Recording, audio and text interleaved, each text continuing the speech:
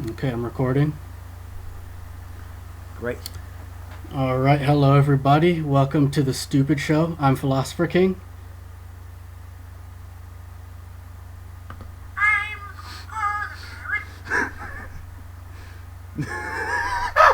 I didn't hear that well on my Okay. end, but of course this is Okay. BlueAxeRacer. No, who's BlueAxeRacer? BlueAxeRacer's not here. It's Coco the parrot. Well, all right then. So I'm talking to Coco the parrot in this case.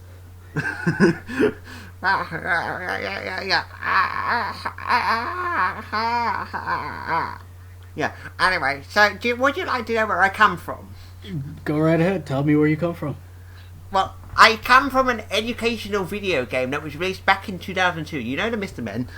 As I say, talking back in my normal voice. I'm not familiar with that You game know, now. the Mr. Men. You know Mr. No. Men? No, it's a children's book series. It was like really popular back in Britain, all the way through the 70s to modern day, really. Anyway, so there was this educational video game. You know those things? Yeah. Yeah. And it was released for the PC back in 2002. I've got the page up right here now if it loads. And this game is called The Adventures of Mr. Tickle, and it is loading. I'm loading the wiki page. So basically, what it was is that you have the characters who meet in the middle of the village, and everything's completely fucked up. I mean, literally, basically all the colours are mixed up, and then all the noises are mixed up, and you have to sort it all out. Uh-huh.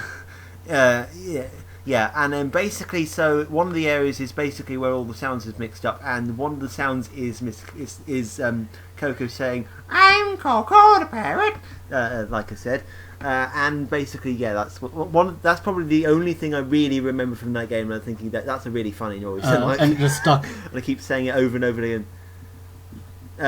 Yeah, basically, and it's stuck in my head. Yeah. Right, so let's just get that out of our heads before that escalated to anything. Right. So, So would you like to tell me what happened last weekend? Okay, well, in Formula One news, the Malaysian Grand Prix got very interesting indeed, especially for those of us who are Lewis Hamilton fans, like we discussed last weekend. Yeah, certainly. Did that night go well? Did you manage to recover? I mean, I'm generally an emotionally resilient person, so I mean, I didn't lose sleep over it, but of course, I was very disappointed.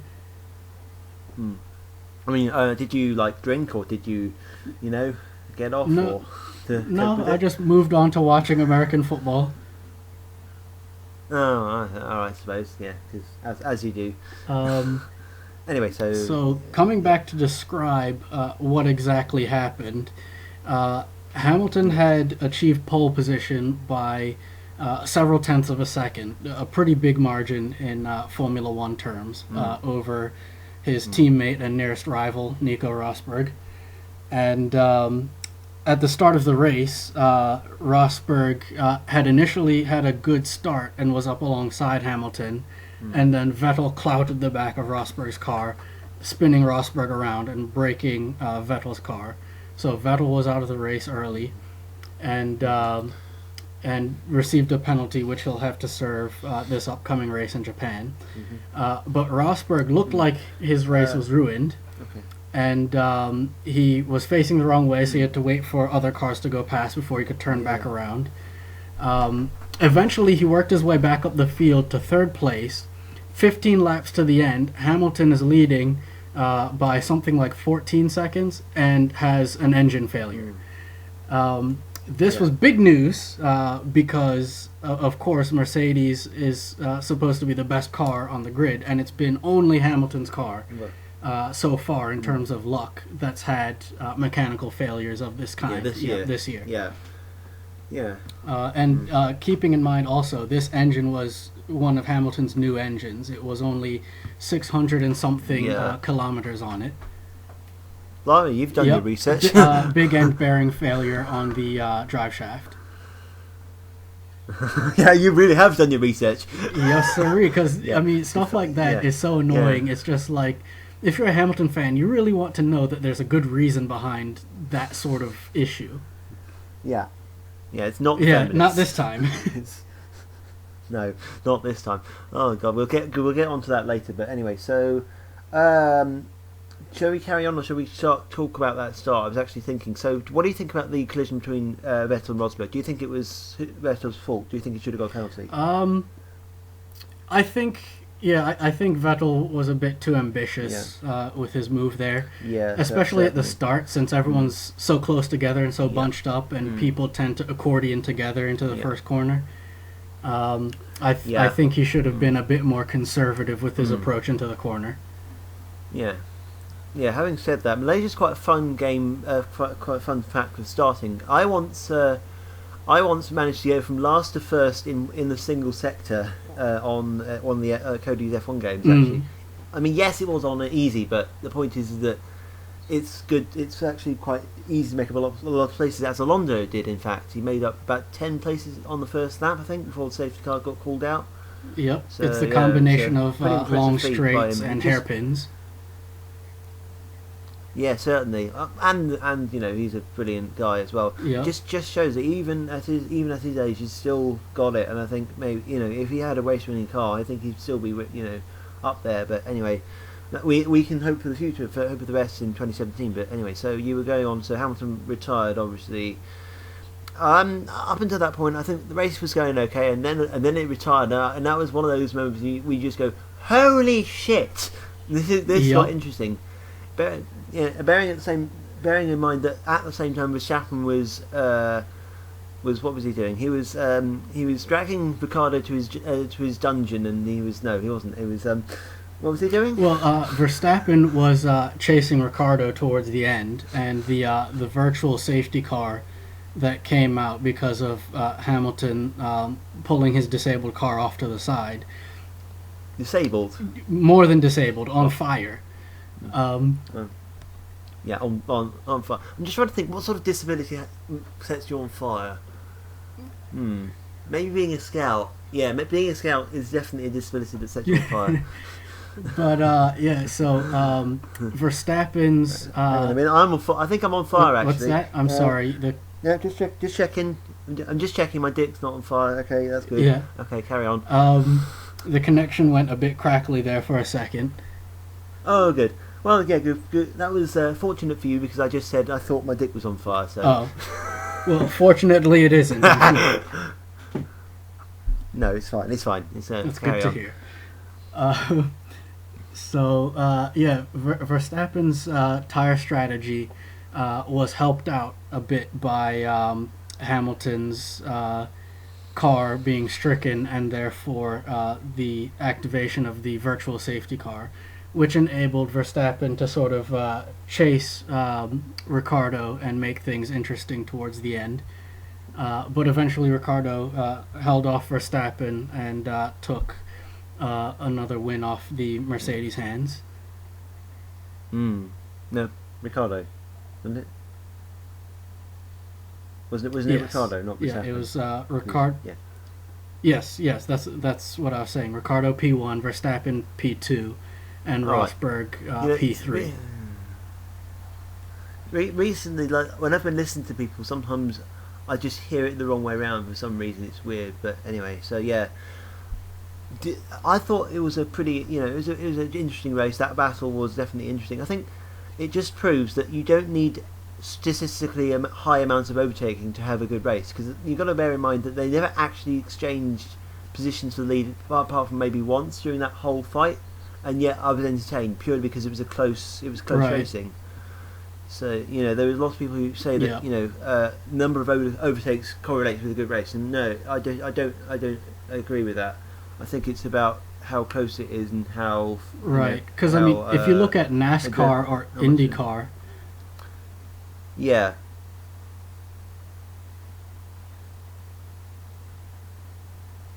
yeah, sorry, the connection is laggy. Oh no, it hasn't. Oh, good. Yeah, it's The, just laggy. So whenever you say perennial- something, yeah, I the hear it peren- much yeah. later. It's the perennial connection problem. So anyway, so yeah. But yeah, I was saying that if you compare NASCAR and IndyCar to F1, there's quite a high number of overtakes per race because of the nature of the circuits that they race on, but they're not necessarily Yeah. more exciting races because the courses that they go on are very very simple, at least in terms of the speedway Left. type circuits. Yes. Yep. Yeah. Just left and throttle and then get out of the throttle. You hardly use the brake. Yeah. And in And, the I case can of t- I can tell NASCAR, you you- only have 4 gears. And the engines still run carburetors.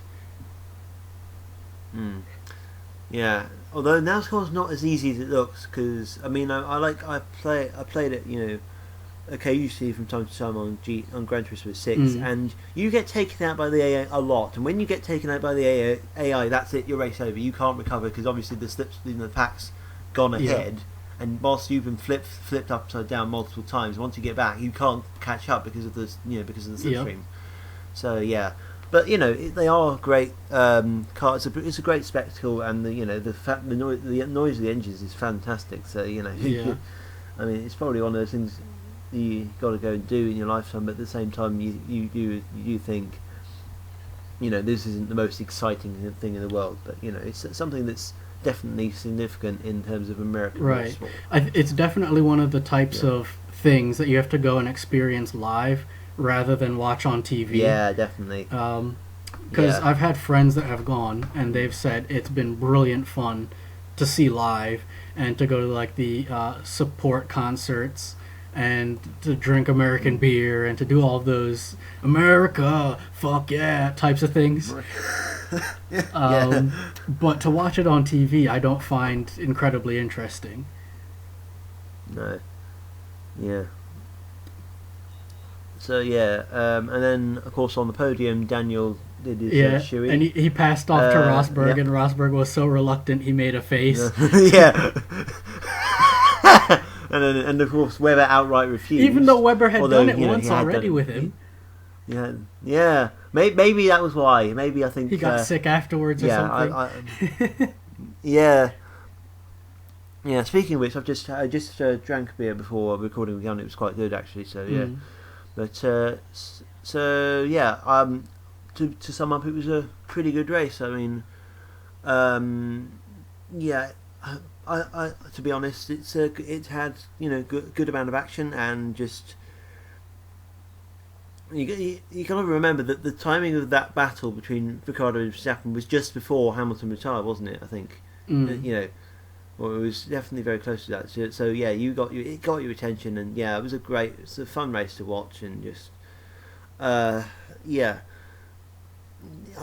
can't really fault it. I mean, I think sometimes a moderately average race is good for me. I like those sorts of races where not a lot happens, but when it does happen, it's crazy. So yeah, it was just a fun race overall. Right. So I'm sort of. Shall we move on? I just wanted to make one last point on that. Yeah, go on ahead. For me, I'm not so much a spectacle of the individual race kind of guy. I'm sort of an overall championship big picture type of guy. So I think the race is interesting because of the championship implications, not necessarily the on-track action by itself. Yeah, certainly towards the end of the season when you start to think about the championship yourself, and then it gets interesting there. But certainly. So this weekend it's Japan, it's Suzuka, a track that I hate. I quite like it. To drive around. Yeah, well, I hate to drive around it because I'm not very good at it. I mean, Decna, as I said before I called you, it's a dog for me. I'm not going to include that in recording, but obviously because I'm not going to do that. I'm just dumb. Although I might do. I probably won't because it was just me talking about stupid stuff because of course I do that. But anyway, so yeah. The Decners and Spoon are just corners that I just never get right. I can never get the maximum out of the car. But I've got to be honest, it's not. It's a fun track to drive, and we've had some great races there in the past. Obviously, I'm thinking in 2005, obviously through the era with Senna and Prost, and then it's just generally been. It's always been a good race to watch just because of the technical difficulty, I guess. And there's been some forecasts of rain over the weekend, I think. Oh, that's going to be very tasty. That might spice things up. Yeah, certainly with the Red Bulls might be closer to Mercedes again. And with the Mercedes having to be ginger with their engines. Yeah, certainly. Also, Hamilton and Rosberg were only separated by like a tenth in P1 and Yep. P2 earlier this morning, and it was actually Rosberg was faster in both sessions. So, Hamilton might have a bit of a struggle just getting his setup ready for qualifying tomorrow. We were recording this on the Friday night, so probably by the time this goes up, qualifying will already happen. Yeah, I'm certainly looking forward to this race. Maybe it'll be the start of Hamilton's comeback. Who knows? But yeah, we've got quite a few good tracks coming up. So yeah, it should be hopefully an entertaining race. I think this weekend Force India definitely have a good chance of scoring points this weekend. They're looking quick from what I'm seeing in practice, and then obviously I think Button was having trouble with finding a good setup, but Alonso was in the top 10, so there's potential for them to score points again this weekend. And this time they have Alonso has a new engine in for the race. In Malaysia it was only for practice, and they took it out, but this time it's actually for the race. Right. So they could score points. Maybe it'll be less GP2, more yay, I've got points.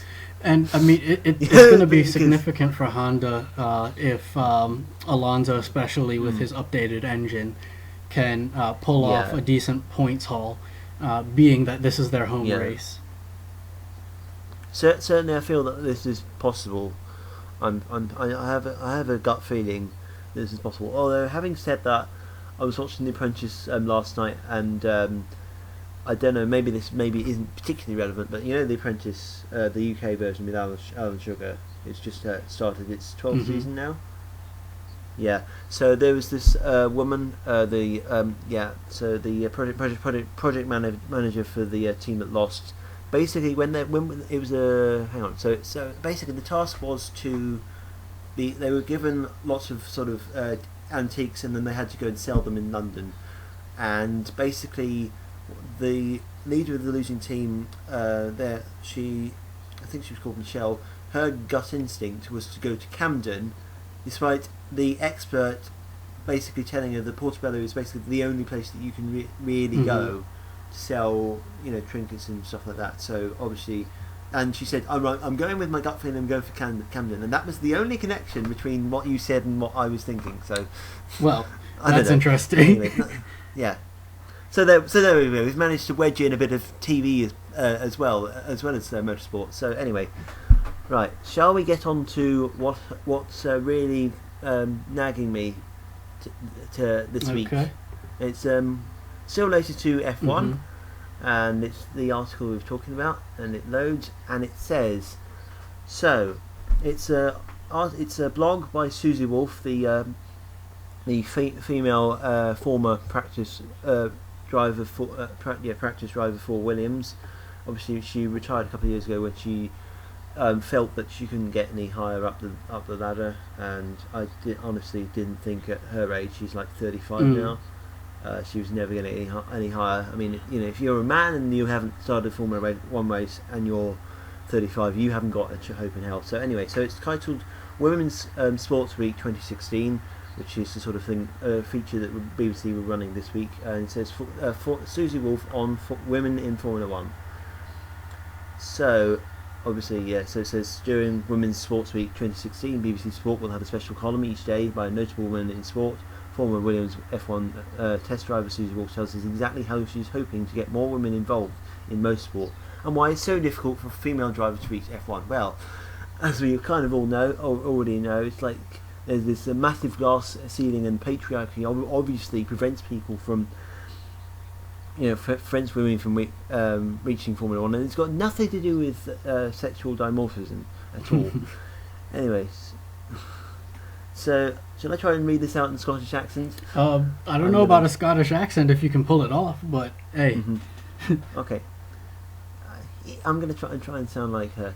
In my racing career, I only ever did one interview in which I wasn't asked about my gender. There is a huge misconception that motorsport is a male-dominated environment. It has been, but it is changing. Oh, God. Well, yes, it is a male-dominated environment, but I can't see any evidence of that really going away anytime soon.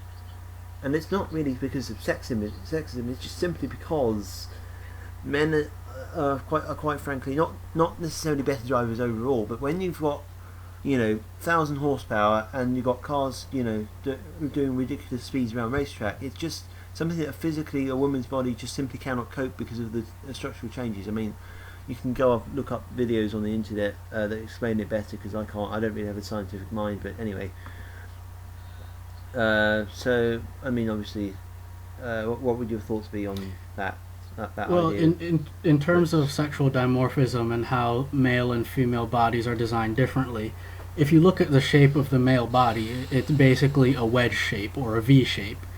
And so, in terms of handling the cornering forces applied on the driver's body by the car, in order to maintain control of not only your head and neck so you can see properly out of the car, but also in terms of being able to control the steering, you're going to need pretty significant upper body strength, particularly in your shoulders and neck. And women tend to be much smaller in their shoulders and neck than men, and would likely therefore have a much more difficult time coping with the cornering forces that F1 cars are capable of. Quite apart from the fact that if we get into hormonal science and how it affects muscle quality, women's muscles tend to be more flexible. This is because certain parts need to be able to stretch to give birth, whereas men's muscles tend to be more dense and capable of more strength per pound or per whatever unit of mass you want to measure by. Kilogram if you're into the Euro system. Yes. And the reason is because testosterone creates more dense muscle fibers packed with more mitochondria, so that they can deliver more energy in one movement than less mitochondria dense muscle. So just physiologically speaking, even before we get into the structural shape of the body, if we're dealing even just in biochemistry, women would be at a disadvantage. Especially, Susie mentions later on in the article, the rule changes for 2017 are speeding right. the cars up. So you've done your research for this one as well. What's that? You've done your research as well for this one. Yes, I try to be prepared. Oh, good. Yeah, and I try to just wing it and then hopefully be as rude as possible. That's my strategy. But anyway, It's good to have two different personalities. It makes the podcast more interesting. Aye, true. Well, I don't know. Does it? I don't know. What a philosophical question, I guess. Well, I suppose we'll see once the viewers start responding. Which they haven't yet, somehow. I don't know why. Right, if you're watching this, you've better respond. And I don't care what it is. You can call Philosopher King a dick, but you better respond, Yeah, okay? I'm all ears. I can take it. Yeah. Or dicks. There you go. Anyway, right, so... Right, can I sack myself from doing this in the Scottish accent, because I can't be bothered to do the whole thing, and it'll probably change every time, so... Anyway, so it says, next paragraph is that everybody would ask me, why aren't there more women at the top level of motorsport? It's simply a numbers game. There are not enough girls starting at a young age. Well, Susie, I don't think it's more than just being a numbers game. I think there is a matter of interest, by which I mean differences between what boys are interested in and what women are interested in. Ultimately, when you think about it, women just simply aren't interested in it. I mean, I'd love to actually, meet a woman who actually is interested in Formula One. That'd be great. But when it's something that to be the very best that no one ever was, is that the Pokemon reference? Yep. Go on then. I've never actually played Pokemon. I don't actually like it, but I just remembered that. But anyway, but I think that my point being is that men and women take different interests in what they do at a young age, and ultimately it's very at a young age. It's at a young age where you have to start getting interested in order to start karting or whatever, so that you can actually get to the top by the time you're reaching your 20s. which is the only way you can really end up being competitive. Right. If I can jump in here, Yeah. there's two things that Certainly. that made me think of.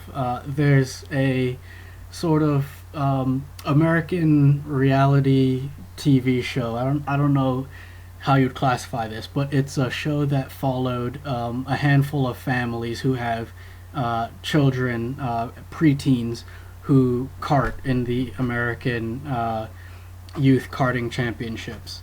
And there was a couple girls that were among this group of kids that were being followed. And immediately, it's very interesting, the sociology of all of this. It's immediately apparent that the girls are there because they want to please their fathers, and their fathers are really into it, but they're not necessarily into it. The 15-year-old was hitting that phase of her life where she was boy crazy, so all she wanted to do was talk to a couple of the teenage boys who were there karting, but she wasn't interested in raising her game to be competitive enough to eventually perhaps have a career in professional motorsport. And the younger girl, who was 13, wasn't interested in doing the fitness aspect of it. She didn't have the focus and the drive. And in her case especially, it was really about pleasing her dad, but she wasn't as interested in it. And so as you were saying in response to that paragraph you just read, it's not strictly a numbers game. It's part of it is down to interests that break down whether by socialization or by innate differences in the brain. Girls don't seem to be as interested.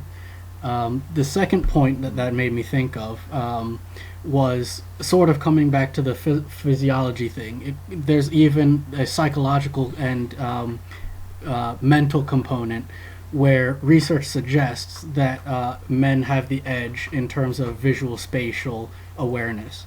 So maneuvering a car at high speed through tight spaces, like trying to overtake someone when they're leaving you exactly a car's width on the track without crashing, is something that research seems to indicate that men would have a natural advantage in.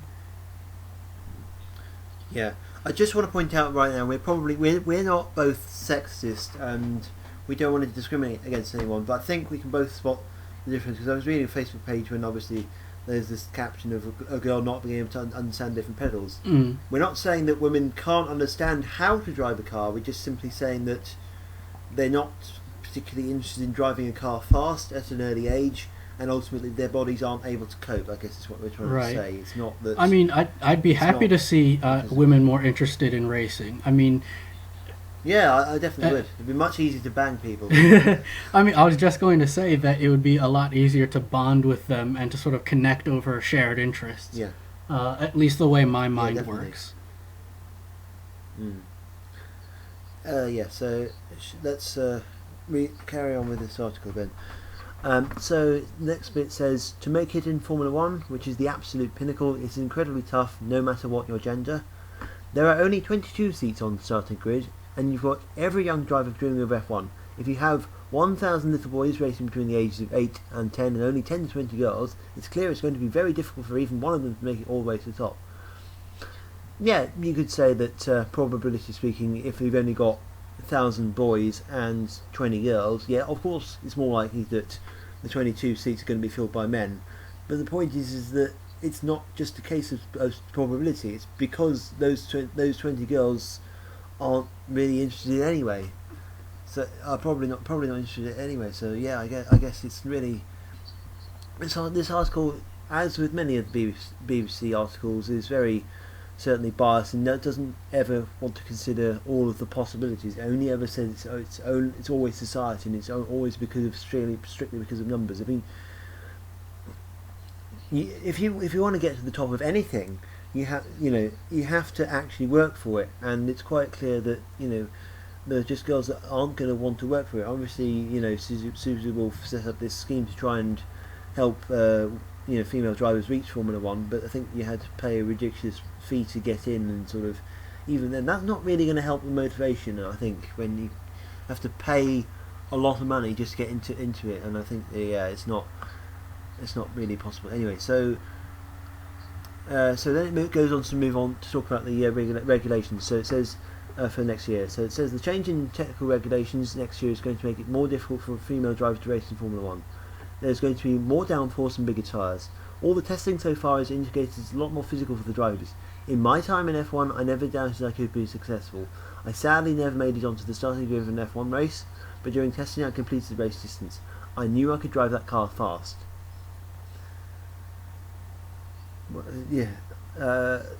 Susie, yes, you can drive the car fast. I don't really doubt your skill. You competed in DTM. Obviously, you're not the worst driver in the world, but the point is that you're not among the best, I think, is what we're trying to say.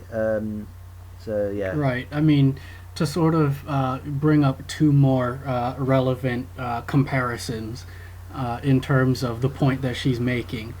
If you look at the issue of pay drivers in Formula One, which has been a big annoyance to Formula One fans, and for people who are listening who might not be familiar with the concept, it's basically when a driver has a very hefty sponsorship package behind them and is essentially able to buy their way into a smaller Formula One team that doesn't have a budget and needs as much sponsorship money as they can get. They're likely to select that driver over a skilled driver who doesn't have as strong of a sponsorship package. The result is that the quality of driver in Formula One goes down. And the best example of this in recent years has been Pastor Maldonado. He was sponsored by the Venezuelan oil... PDVSA? Venezuelan oil company. And so he had quite a big sponsorship backing, which meant that he was basically guaranteed a race seat for a handful of years, which is what happened. He started out at Williams and then went to Lotus, which later on became Renault. And he had a reputation for being a chronic crasher. Almost every other race he would crash. And so he developed quite a poor reputation among skilled drivers as someone who clearly didn't earn his way into F1, but rather paid his way into F1. And of course he became the great... Go ahead. Of course he became the greatest meme of all time in F1. Well, maybe not of all time, but definitely in recent years. And just this guy, and obviously when you get made into a parody by Into the Barrier, you haven't seen the parodies by Into the Barrier? I don't know about that specifically. I just know that online we know him as Crash Tour. Yes, certainly. But I would definitely recommend to anyone watching this, and obviously to you, PhilosopherKing, to go and check out Into the Barrier, his parodies of that, and that's quite funny. It was made a few years ago, so maybe it's quite out of date. It was made back when he first joined, but it's definitely worth a watch, and definitely very funny. But right. Anyway. And so, my second example, I'll make it quick because I want to be aware of our time spent. Yes, certainly. When we first started interacting via Minds.com, it was over a post that I made about Carmen Jorda, a Spanish driver, a very attractive young woman who was brought up as Lotus's reserve and development driver. And the criticism of her was that it seemed fairly obvious that she wasn't selected because of her skill, but rather because of her marketability and what that might do for Lotus's budget. Because the highest she's ever competed in motorsport was in GP3, which is 2 levels down from F1 in the development ladder. And she consistently finished at the back out of something like 25 to 30 cars. Either crashed out of the race or finished at the back. And then was absent for lack of sponsorship money from GP3 for a year or two, and then got picked up by Lotus. And I forget who it was that said it, but one of her critics was saying that she couldn't develop a roll of film, much less a complex turbo hybrid F1 car. So while that criticism might be a bit harsh and even a bit personal in nature, it certainly demonstrates the issue with drivers reaching F1 on merit versus on political or corporate interests. Yeah. Having said that, there have been drivers who basically paid for their seat who went on to have great careers. I mean, Alonso and Perez spring to mind when I think of that, obviously. But the fact is that I think people criticise pay drivers when the pay driver is not necessarily good on merit. Yeah. So, but let's move on then. So, obviously, so she says next, a huge part of my preparation was the physical training. Those were the days and hours nobody sees. I was always confident of saying that with the car regulations as they are and F1 as it is, a woman can be successful.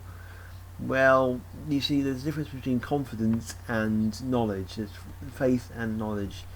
And the fact is that even then, she wasn't that particularly fast. And to be quite honest, I don't really want Formula One to slow up just so that women can take part. I don't think anybody wants to really see that. Right. Yeah. Anyway, so and then obviously she says, with the new technical regulations though, it's going to be tougher. It's too difficult to put a time scale on it, but I would hope that within the next 10 years we'll see a female driver on the grid of an F1 race. Fat chance of that. All right, how much do you want to bet, Susie? How much? Like, honestly. All right. Anyway. I mean, I would ask for sexual favours, but the thing is, you're going to be like in your mid-40s by then. I don't think I'd want. Well, I kind of want to leave your pussy alone, all right? Well, if you've seen Toto Wolff, her husband, and team boss of Mercedes, is a big dude, so I don't think you want those problems. Well, okay, yeah, sure, all right, fine. I was never thinking of doing that anyway. So anyway, so. Alright, so then it says, society is ready for the change. It's never going to be something that happens overnight. It's going to be a long-term project. Long as in never. Well, really, I want to pause here to make an emphatic point, because this is where she started to lose me and kind of annoyed me. Do you even history, Susie? Right here, I have a Wikipedia page up listing Formula One competitors from before Susie Wolff's era.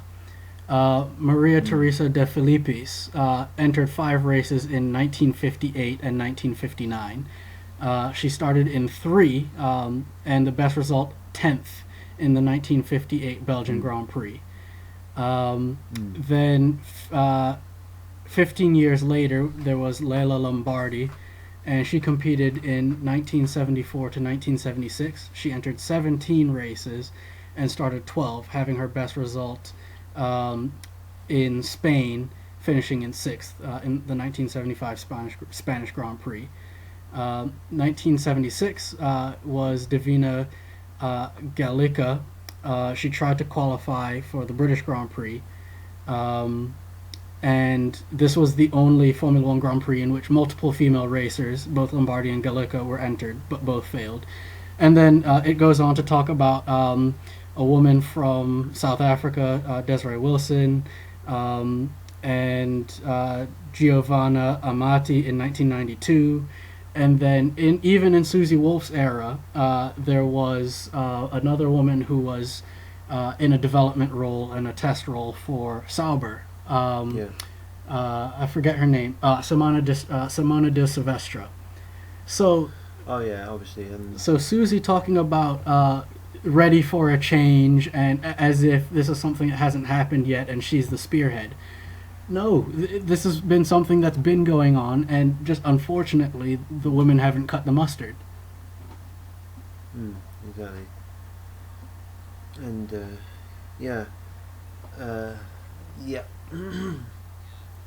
but I mean, you just think, just the standard of journalism these days is just, honestly, it's gone down the pan, and particularly with the BBC, considering we basically pay people to say this shit, I don't think I'm particularly happy. Considering that £145 you couldn't get a year. Yeah. I mean, I'd have The- less the of a problem way, if nobody was paying for this. If it was privately funded, but yeah, it's not, and yeah, it's just a mess. Yeah, I mean, that sort of scheme where you pay for something to mistreat you or to misrepresent you is exactly how the United States Yeah. got started in the first place. Certainly. And what's even worse about it is that the £145 basically enables you to watch all TV, but it not just, but the money only goes towards the BBC. It doesn't go to any of the other channels that you're unable to watch by paying the £145 fee. And that I don't know how this got figured out. It's just insane. And I really think it should be scrapped. And anyway, so then it carries on with there are successful women in the panic and in front of television cameras who are helping that wave of change. They're there because they're the best at the job.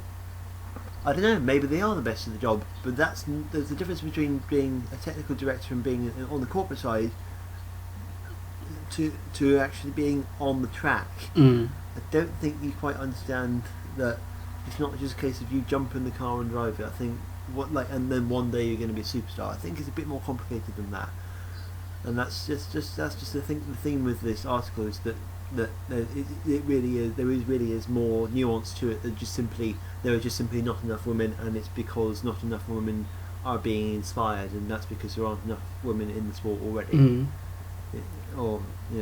I'm just thinking, no, you know, I don't know. I mean, obviously she's she's occasionally one of the anchors for Channel 4, and I don't know, she's kind of a very pro-team sort of person.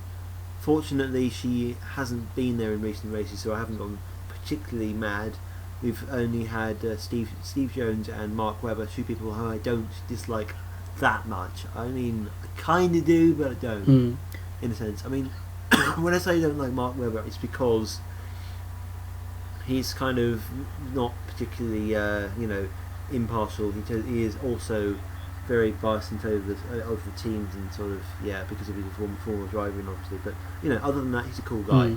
But, Susie Wolff is just, someone with a very political agenda who just winds me up a lot. So, so next one is inspiring the next generation.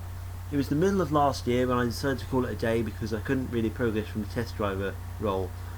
I wanted to give something back to the sport, and it has given me so much, and together with the Motorsports Association, the governing body of UK motorsport, we came up with Dare to be Different. Oh yeah, this is the scheme I was mentioning, which is a concept that would introduce more girls and women to on-track racing and all the different roles within motorsport. There are two aspects to Dare to be Different. The first is the headline events. We go around the country and get 100 schoolgirls to a racetrack or venue where they can try karting, build a hovercraft so they can see the engineering side, and do a piece of camera so they can understand journalism. It's not like it's not like you can basically do all three of these things as a boy or a girl separately, and you don't have to pay to do this. It's just a bit. I don't know. I think it's just a bit. Yeah, it's just again a pointless money making scheme that's really not going to get anywhere. It's just anyway. So the second element is the community, where we try to get as many as the successful women already in the sport from marshalling, engineering, racing, and marketing. Racing. Yeah. Anyway, right, to connect with us so that they can become role models for the next generation. So basically what you mean is to indoctrinate them with your feminist bullshit and then try and make them employ women over men because they're women. Yeah. I'm absolutely appalled again. So there are some girls who have managed to get very high up. Swiss Simona de Silvestro has just signed a 3-year deal to race in V8 supercars, while Colombia's Titania Calderon is racing in GP3. There are select few women races out there, so sadly just not enough. I mean, what constitutes enough? I mean, shouldn't enough be whoever wants to? And if there's just not that many who want to, then deal with it? Yes, why certainly. make an arbitrary artificial prescription for how many there should be? I can't. Well, because clearly women are the victims and men are the oppressors. I think. But yeah, again, just nonsense, really. So we've had fantastic support from the world of F1. People presume this is a very close environment which isn't welcoming to women, but all of the F1 teams have very talented women. Claire Williams, deputy team principal, knows she's a role model for the next generation because she's practically running the Williams racing team. Yes, but do you not get the point? If they're going to be inspired at all, it has to be a woman driver in the race car, which is not physically going to happen because simply women don't want to go into F1 in the first place, and anyway they're physiologically not able to cope. I mean, So if I could just jump in good luck here, with that. I had a thought. Yeah. If we're thinking in terms of Uh-huh. role models, why do role models have to be based on identity politics? Why can't a young girl look up to someone like Sebastian Vettel or Exactly. Lewis Hamilton or whomever that is a guy driver and say, he's awesome, he's good at what he does, I want to do something like that? Why does it have to be someone with the same genitals or the same skin color? Yeah, I but then of course these people really cannot. They're completely blinded by the politics, and they really can't have an open mind. And yeah, exactly. If they were really interested in getting women into sport, but what they would do is essentially just simply go around and do talks, and just simply talk about F1. But then I would hope what they do is talk about F1 to both boys and girls. Mm. I mean, and then that way, although to be honest, even then that's a bit pointless because if you think about it, most guys don't learn about Formula One from school. I don't think anybody's ever learned it from school. I think people will always catch it either from just flipping channels, and then they hear this amazing noise, which well they won't anymore because this sounds crap. But they used to hear this amazing noise, or one of their parents was into it, so they always forced them to watch it, and then but again, even going around and talking to people is better than just what they propose. I think. Yeah, and then I love this next line. Sometimes in life you just have to see it to believe it. Yeah, right. Okay, go on then. Oh God. You can't see it, but I'm shaking my head. Yes, exactly. I'm thinking, Susie, facts. The sport that relies heavily on data and facts, and you're going on this pseudo-scientific bullshit that we just have to see it and then we believe it, and then it's her attempt at being a motivational speaker. Yeah, I suppose, but then there are better ways of being a motivational speaker than you just have to see it to believe it. Just come on. You're clutching at straws, and honestly, you're not really doing a very good job, are you, Susie? Yeah.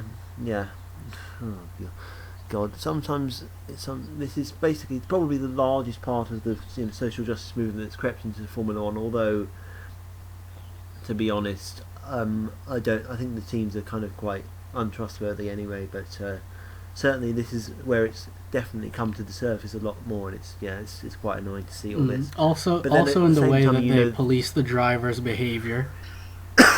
Because a lot of their PR and media people are women, particularly younger women. So they tend to be very snappy about how the drivers make jokes or quip about different sensitive subjects to the media. Vettel's gotten in trouble a couple of times with different offhanded comments that he's made. Well, can you think of what they are? Because I don't remember that. But again, it was actually the same day that we first started talking on Minds when I was mentioning. Oh, was it? What's that? It's almost like this. It's almost like it's almost like this. It's almost like the stars aligned and we're like destined to be together with all this shit happening on the same day that you posted this post that I can't even remember what it's about now. But yeah.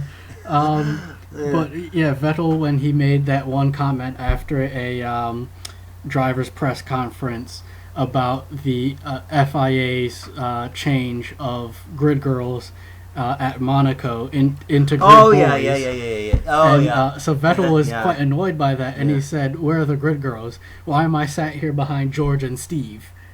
And then he finished off his comment with, "What the fuck is that?" So he was quite miffed, and he got in Hello. trouble for it. Although he did get the grid girls back, so good on you, Sebastian. Hello. Or another I'm Steve. another incident that he got in trouble for was on the podium. He was making some joke about something was wrong with his leg, or some situation where they're talking about his leg, and he said, I need to put my leg up, but I'm not a woman. I shouldn't have my legs up in the air." So he was making a bit of a sex joke, and of course that didn't go over well.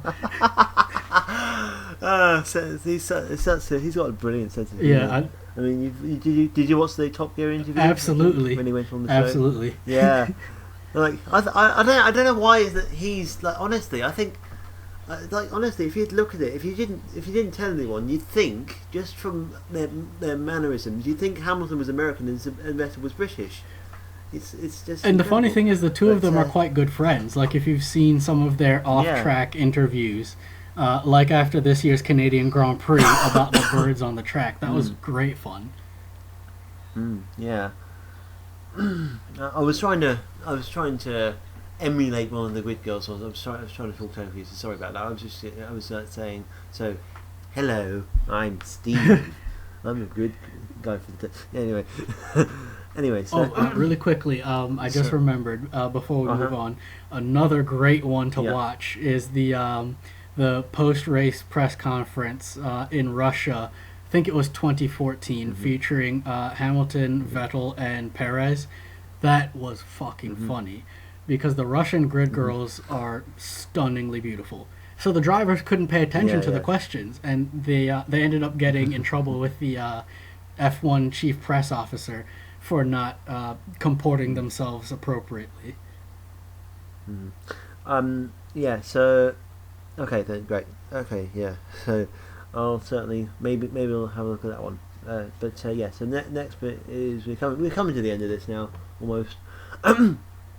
So one of the tougher parts of me coming through the various categories was the lack of a clear role model. Right. Okay. So not Schumacher. I'm thinking. Right, so you didn't look up to Schumacher? You didn't think, oh my god, he's amazing, I can be like him? No, didn't think of that. Didn't think, oh, because he's a man, I can't be like him. Anyway, there was no woman who had achieved what I wanted to achieve in the past 20 years. But if you wanted to achieve it, why did you need the woman there? Like, why couldn't you just, achieve? It's not like you need someone to hold your hand. And even so, just like I said with the Do You Even History Susie, she said that there's no woman who had achieved what I wanted to achieve.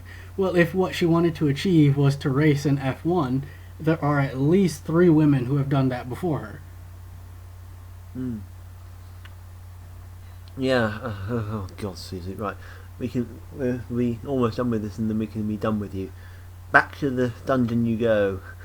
I keep coming back to this idea of dungeon simply because I can't think of anything else that's appropriately dirty enough. But anyway, right. So I was going into unknown territory. It's very important for me to give something back, to pass on my know-how, to give all the lessons I learned onto the next generation, so they don't make the same mistakes. Well, yeah, the mistake of giving up, basically, and the mistake of.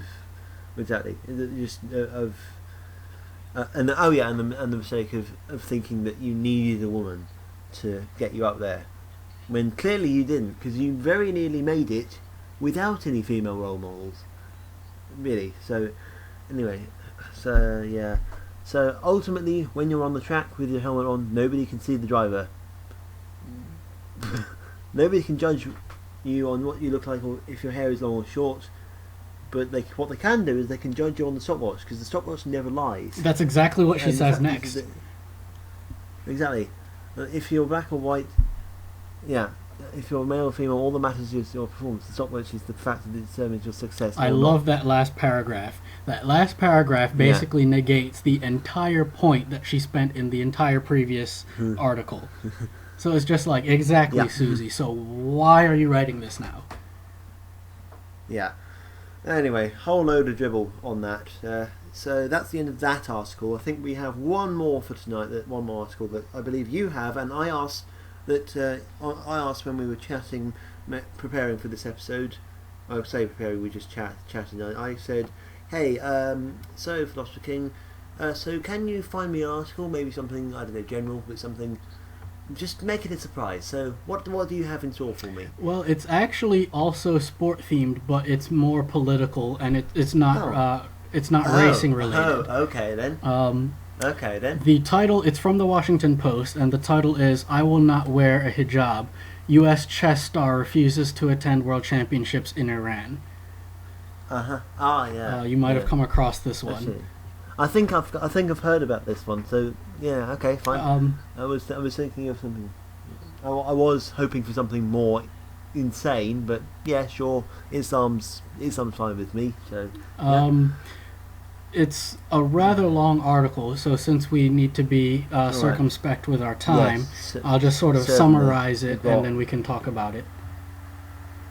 Yeah, sure. Essentially, this young woman is an immigrant from Russia. Let me see if I can find her name. Nazi Palki is her name. And she's a Russian immigrant to the United States. And chess was a part of her curriculum when she was in school in Russia. And so she's... Yeah. Right. So she came up learning chess, and from a very young age, and she was very good at it. She had the mind for it, and she ended up entering various tournaments and championships, and so she's become sort of the face of women's chess. So the championship for this year is meant to be in Iran. And as listeners may know, Iran is not exactly a country that's known for its liberal ideals, wherein the mullahs who determine Islamic law in Iran make it so that women have to wear a head covering, or else get in all heaps of legal trouble and perhaps deal with physical abuse for offending the religious sensibilities of the mullahs. So any athlete that is to travel to Iran for competition is, if not required, heavily suggested to wear a hijab, the headscarf. And so Ms. Palki, this chess master, has refused to wear the head covering, and has been talking about how she's been very passionate about women's issues in the Middle East. And so she doesn't feel that it would be right for her to have the message that she does, encouraging women to learn chess and so on, and capitulate to such a backwards law. So she has refused to wear the hijab, and if the governing body of the tournament that she is to be attending insists, she will refuse to attend the tournament, which would be a big blow to the development of chess in Iran, and particularly to women's chess. So that is the breakdown of the article in general terms. Well, it's obviously something that's, I guess, maybe it's one of those things the media doesn't want to talk about. The fact that that Islam is so intolerant, and this is certainly one of those things that I certainly have quite a strange opinion on it. But in this particular scenario, I would say that you definitely should. Try and make a stand about this, but obviously, well, it's kind of difficult, isn't it? I guess I was thinking about it when I first heard the story. I was thinking maybe what they should do is split off and do another separate tournament, or encourage people to do that, or just simply encourage it to be cancelled altogether, or if they got enough people to, you know, refuse to participate. But when you're in the lion's den, it's very difficult to actually, you know, do anything. But certainly, this is one of those issues that definitely needs to be talked about. This is where the feminists should be, where they should be, what they should be complaining about, but they're not, because of course they don't want to talk about it, because, you know, because they'd rather talk about their, you know, mansplaining or whatever that nonsense is. And you know, this is just one of those things wrong with this world, that they can't really see where the actual problems are. And I certainly would never want this to happen. I believe that ultimately, I think you really have to have the true choice, and that means that you know, you shouldn't be forced to ultimately wear what you want to wear. But I don't think you should ever imply that you are being forced to wear whatever you want to wear.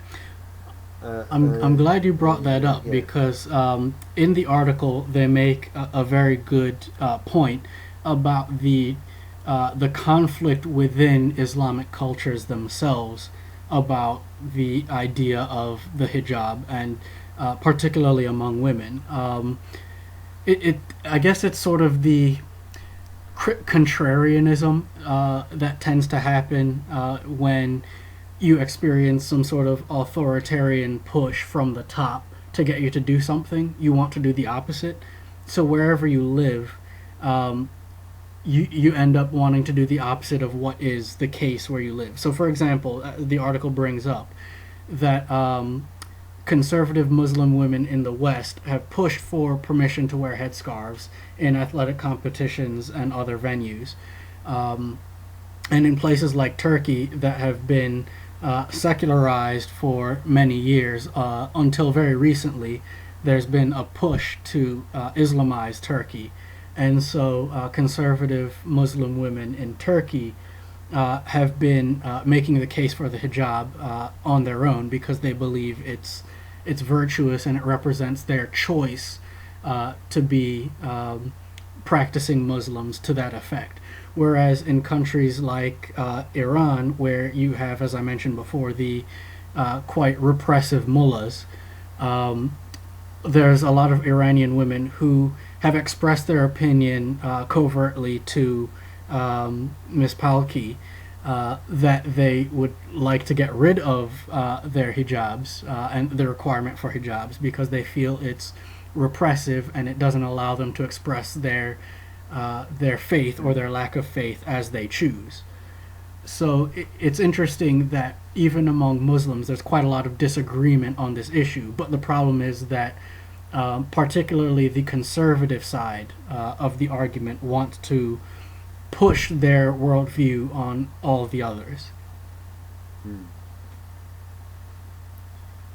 Yeah, I guess it's, but then obviously people have their different opinions. But then in this particular case, it's just it's one of those things where you feel as though maybe people advocating for it don't truly understand the implications of it, I guess. I think especially Westerners, non-Muslim Westerners, who view it as part of their social justice cause, as opposed to a really nuanced, really deep issue. They see it as a way to earn virtue signaling points among their peers.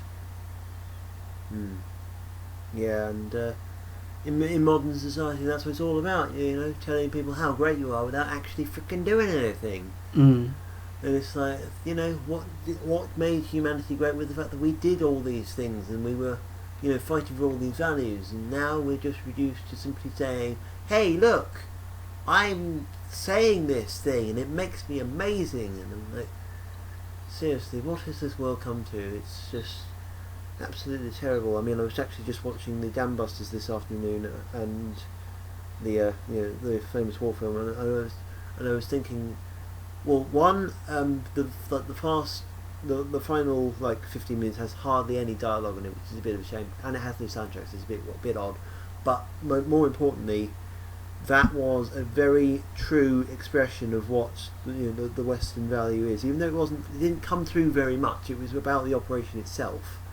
But the point was that you had all these men who were fighting for their country, and today you just don't get that sense of fighting for your country in the Western world, and it's something that I definitely, I think people should be proud of their country, certainly, and not absolutely willing to make it an amalgamation of lots of different cultures, some which are okay and then some which are regressive, such as the Islamic culture. I mean, to sort of add on to your point, if you look at other countries in the world that we don't consider the West, they have no sort of concept of pushing for multiculturalism. They have no sort of concept of having a diverse, ethnically or what have you, citizenry. They're all about their own group. But in the West, we have a sort of pathological altruism where we think everything has to be about everyone except the actual citizens and native population of that country. Germany is a very good example of this. They seem to have a lot of deep-seated leftover guilt from World War II, and therefore seem to have this, whether conscious or subconscious, need to eliminate the concept of a German identity. And so the current means by which they are seeking to absolve themselves of the guilt of the Nazis is by drowning out their Germanness with Islamization, which is neither healthy nor is it a stable type of societal change, especially at the rate in which it's happening. Yeah, Germany is currently just cancerous at the moment. It's such a shame because, of course, it's a great country with all the industry and stuff, but then with all their hate speech laws and all of the open border policy, I'm actually quite sad to see Germany in such a state and Europe in such a state. It's quite maddening when you think that all these countries once upon a time had very unique and very special identities, and now it's just really sad to see Europe burn, or potentially see Europe burn. It's just, it's not a great feeling, to be honest. I mean, being from the States, our view of Germany is quite polarized in terms of we think of it in terms of stereotypes, and the big stereotypes are, of course, the Nazis on the negative side, but then on the positive side, tall, blonde-haired, blue-eyed women wearing their sort of lederhosen dresses and carrying absolute pitchers of beer for Oktoberfest. And that's sort of our romanticized image of Germany, and that's what I would be sad to see go. Especially the way that they are allowing and sort of covering up the migrants to treat particularly native German women. Yeah, I think this year the Oktoberfest had its lowest attendance ratings for about 10 years now, purely because of the fear surrounding the sexual assault crime rates, and just this is physical evidence of how mass immigration is simply killing the culture, it's killing what makes these countries great. So, I mean, I certainly hope that Germany will be able to fight back and restore their country's stability and political and social health. But failing that, listen, I would love to have Germans over here in the States. I think they're very interesting people. So, I mean, if we can sort out our own immigration issues, apply and come on over. Yeah, certainly. If only I knew German. I learned it until I was about 14 and then I dropped it. But yeah, certainly at this point, I think, although actually, I don't know, when I read German, I think, I can understand what it means, but then obviously when I hear German, as I do with many foreign languages, I have absolutely no idea what you're saying. Just because of how my brain works, I think. But yeah. I mean, I think in that sense we're very similar in that I can, with many languages, especially European languages, I can identify cognates to English when reading. So I'll see, okay, that word looks similar to a word that I know, so it probably means something similar. Yeah, certainly. Because it often uses similar roots. Whereas hearing it, because it's very often spoken very quickly and with a certain degree of laziness of tongue, for example, like how in the United States we have Ebonics, which is sort of an urban slang, which is still English, but it sounds very different. So if you were someone who didn't speak English fluently, you wouldn't necessarily recognize what was being said. That's the sort of difficulty that I have with hearing languages as opposed to reading them, which I think, as you've just described, is something that you experience as well. Yeah.